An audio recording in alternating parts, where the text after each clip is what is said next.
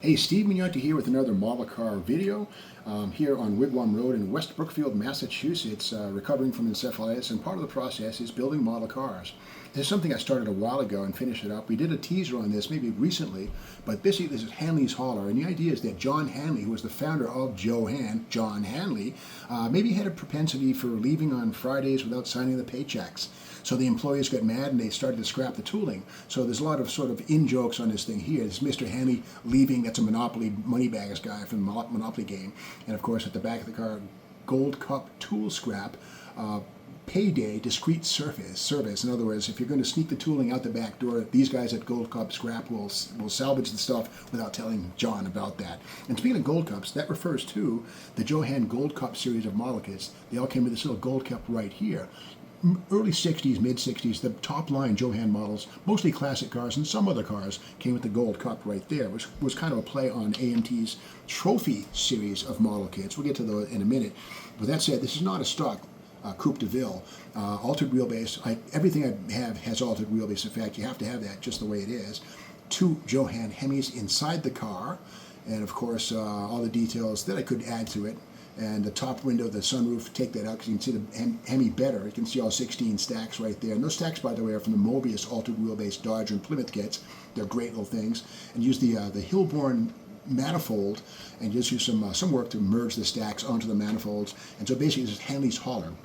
You might wonder, how do I get these decals? Do you buy these in a kit or a model? No, you make them yourself. This company here, STS Graphics, which is Terry and Patrice Borchers, for about $110 or so, they made 2 decals, but you have to give them information to work with. So what you do is you come up with a little schematic of what the car looks like, just a line drawing, and then from there you figure out what kind of graphics you want to put on it, and then where the graphics are going to go, and so A, B, C, D, E, F, and each of those boxes right there is filled in with an element right here.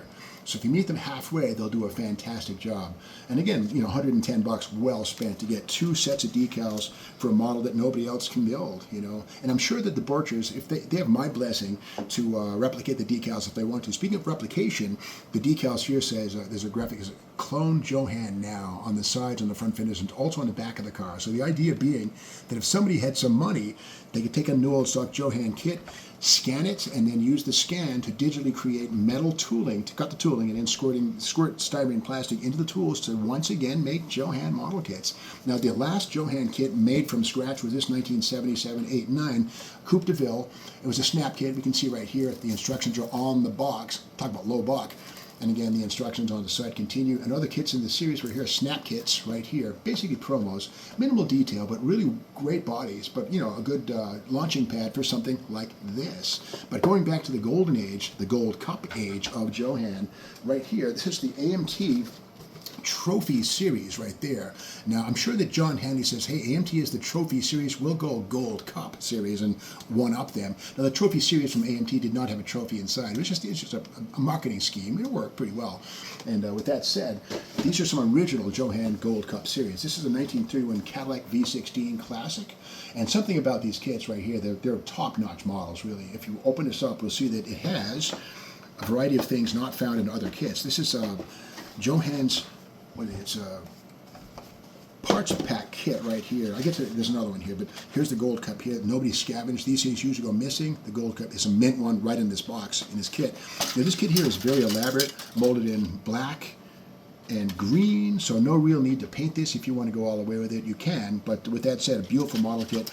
My thought is that maybe John Hanley had a penchant for classic cars, collectible 30s cars, and he did Cadillac V16s and a couple different bodies, and even a Mercedes-Benz 500K in the Gold Cup series right here. And this one's basically brand new. Let's open it up and have a look. And inside, we can see right here, there's something kind of cool. It says the frame pack on the side of the box. What is a frame pack? Well, where AMT and MPC and Revell would put the parts into a bag loosely, well, JoHan actually put the models or the parts on frames that's stacked up inside of the kit.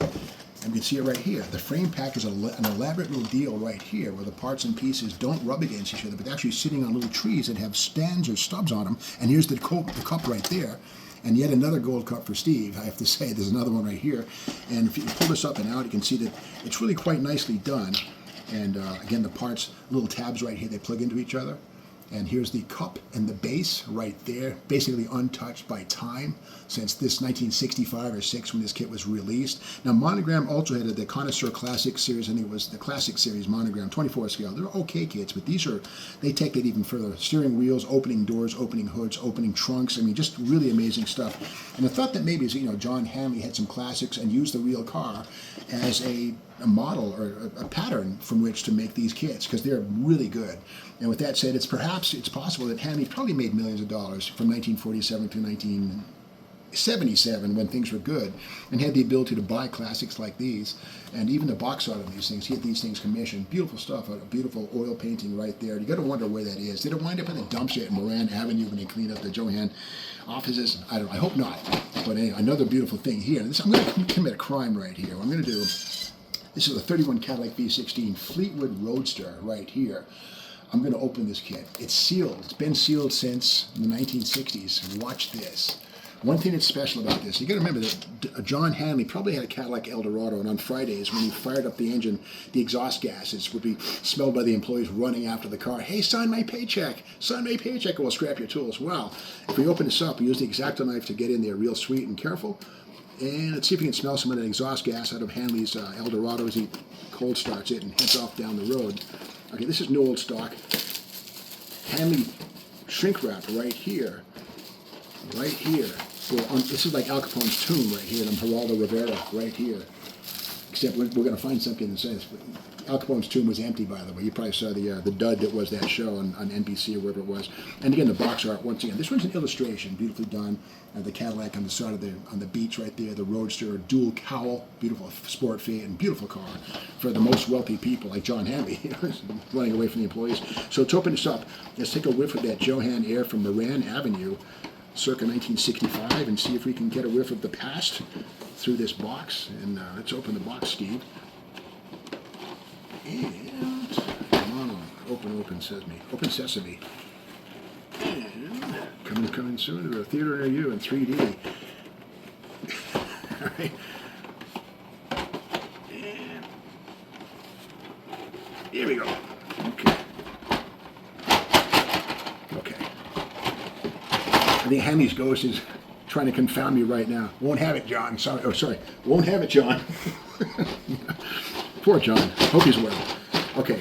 Time for some Hanley air right here. Classic. Come on, John. I feel better already. So here's the decals right here. Beautifully done. And again, we have the parts pack right here. The bits and pieces on their little studs and stands. And is the gold cup in here, or did some scoundrel make off with it? Let's check and see. And the gold cup. That's a Gold Cup Series kit. Well, okay. Huh. No gold cup. I guess maybe somebody, a scoundrel, made off with the gold cup. No gold cup for this one here, despite the fact that it's a Gold Cup Series kit. Oh, well. Okay, so. Oh, no. Okay, I spoke too soon. There it is. Okay, hiding it right in plain sight. I'm looking right at it. There it is, the gold cup. And John Hanley right there. It's the ghost of kicking from the grave. But again, here it is right here, the new old stock gold cup right there. Could put John's ashes in that thing, 1/25th scale. Anyway, so let's pack this up. And so that's the story of the JoHan Gold Cup Series and how I finally finished my Hanley's hauler and why the Hanley's hauler name makes some sense. And if you want to make your own, contact the folks at STS Model Car Decals right here. And like I say, for about 110, 120 bucks or so, they'll make decals for you. I had 2 sets made, but you got to meet them halfway. You have to make graphics as a sort of a recipe or a cookbook so they can do the best work they can for you. And that's the story of the Hanley's hauler. More to come with more JoHan videos next day or two. Thanks for watching.